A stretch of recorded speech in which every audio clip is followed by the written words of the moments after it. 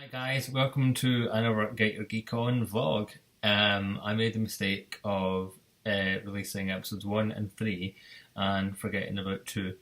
And the reason I did that is because the first video was just a kind of introduction to the vlog really and where it was going to be. And then I made some slime, which was technically episode 2.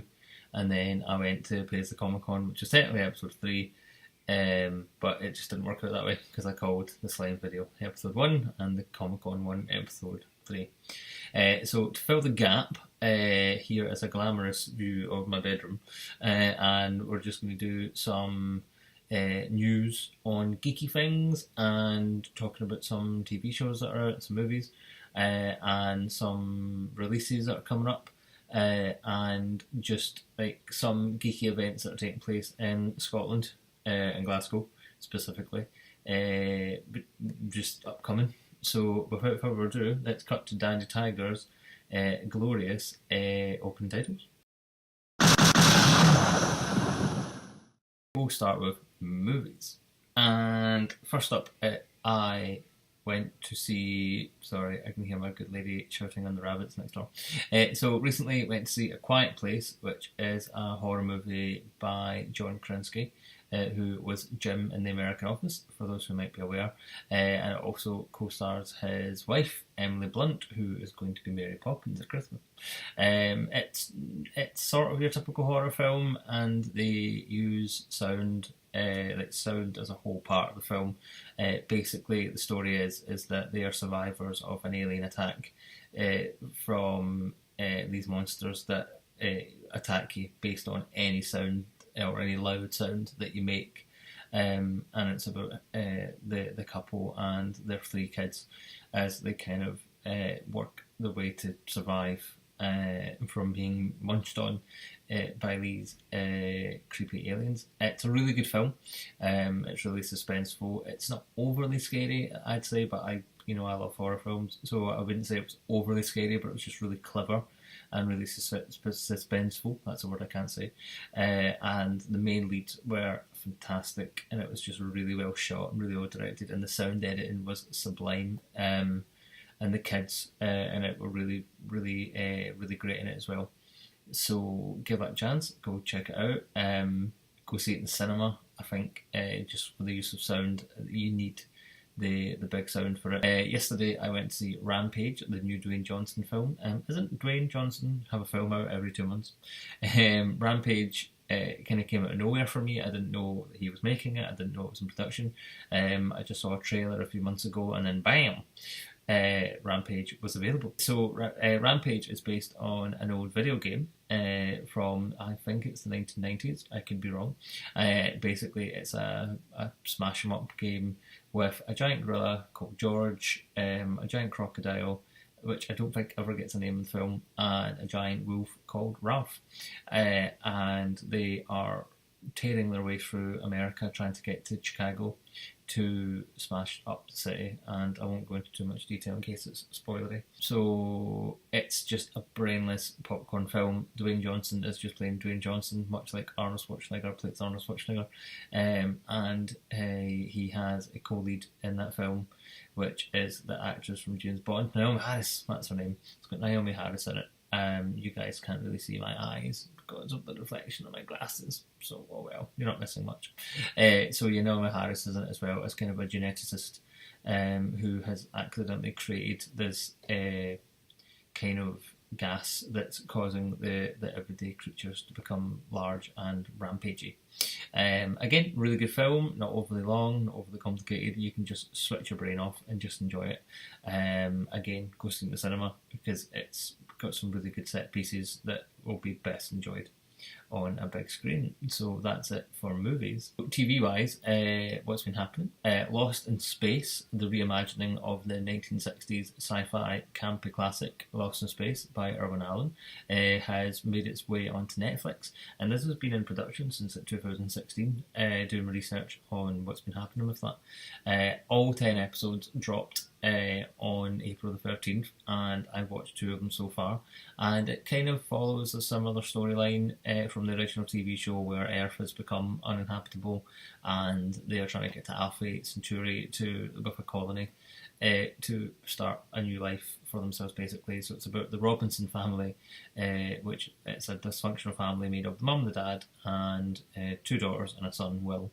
And obviously things go horribly awry, and they crash land on another planet, and they don't know what's going on, and there's a creepy, big, cool looking robot, and they're just trying to survive, basically. So I'm only 2 episodes in, and it's kind of, the format is, it starts with them crash landing, as it were, onto this unknown planet, and then everything kind of kick-starts from there, and then it kind of flashbacks to them being on Earth, and flashbacks to them being on the space station where all the other families and crew are, and it kind of goes from there. So I'm only 2 episodes in, and they're an hour long-ish, but they're just really well shot, really well acted. The special effects are stunning.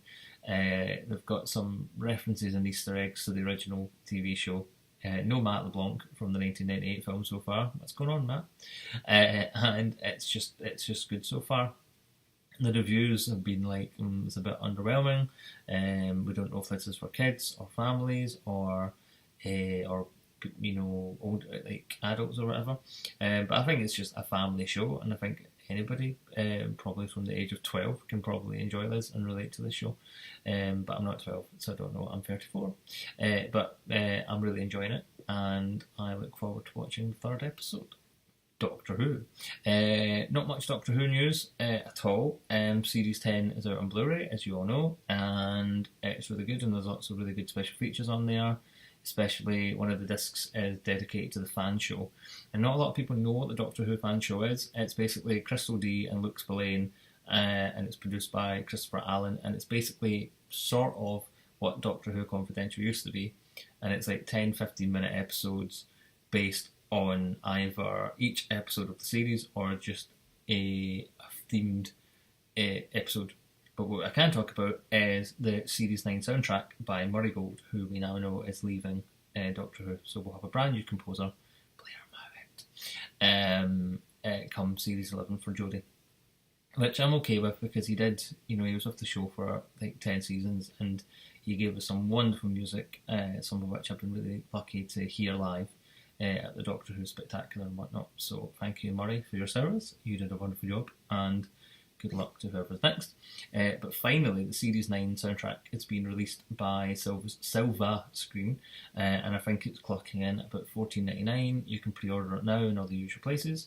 Amazon, iTunes, yada yada yada. I have it pre-ordered. I can't wait. It's a 4-disc set. So the first 2 discs are going to be dedicated to the cues of Series 9, which is really exciting. I'm looking forward to hearing all that stuff.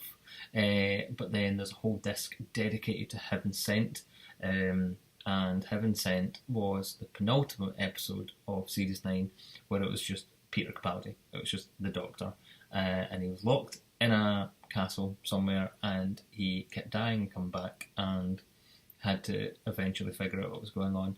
And there's an exceptional piece of music called Breaking the Wall, but I think they've called it like The Farmer's Son or something like that. I think that's what it's going to be called in the soundtrack, and it's just an exceptional piece of music. You can check it out live on YouTube if you go and look up the Doctor Who finale countdown or something, I think it's called, and the orchestra plays it live, and it's just an astounding piece of music, and it's so cool that there's a whole CD dedicated to just that episode. That's just going to be amazing for Doctor Who fans, and just music fans in general, and people who like soundtracks. And then the 4th disc is going to be for the Husbands of River Song, and a great episode it is. It's Peter Capaldi and Alex Kingston, and as Russell T Davies described it, it's just pure sex. And it's just such a great episode, and I don't really know the music well enough from watching it the couple of times that I have. So I'm really looking forward to hearing what the cues are, because there's nothing quite like isolated music. And then also Doctor Who news, we've also got Series 12 coming on Blu-ray, even though Series 11 hasn't come out yet. So the BBC Worldwide, or Marketing, whoever it is, are releasing Tom Baker's first season as the Doctor, and that was Series 12, and so for some reason they're calling it Series 12, and it's coming out in Blu-ray. And I'll tell you when it's coming out in Blu-ray. It's coming out in June the 11th, and it's going to be $13.99. And it's got all the first stories from Tom Baker. So you've got Robot, which was his first one. You've got Genesis of the Daleks. You've got The Ark in Space and Revenge of the Cybermen. I may have got that order mixed up.